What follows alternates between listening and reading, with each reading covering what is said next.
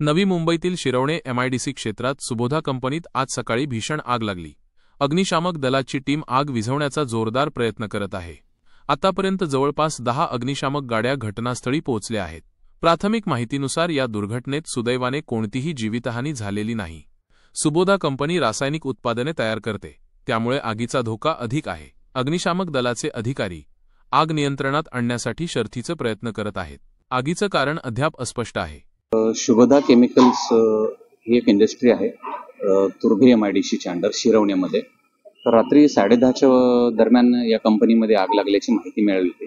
तत्काळ आम्ही सर्व पोलीस स्टाफ आणि अग्निशमन दलाच्या जवळपास 10 ते 12 गाड्यांनी या ठिकाणी आगीवरती कंट्रोल केलेला आहे आणि त्याच्यामध्ये कोणतीही आतापर्यंत जीवितहानी झालेली नाही। परंतु ह्याच्यामध्ये जे केमिकल्स आहे ते पॉलिएस्टर रेझिन म्हणून लिक्विड आहे, त्याच्यामुळे आगीवर कंट्रोल करण्यामध्ये वेळ लागला। रात्रभर ही आग विझवण्याचं काम चालू आहे। आता आग नियंत्रणामध्ये आहे आणि बाकीचे जे काय अपडेट असतील तर ते आम्ही तुम्हाला देऊ। कोणती डेथ आतापर्यंत झालेली नाही, कोणीही नाही, सर्व कामगार अगोदरच त्याच्यामध्ये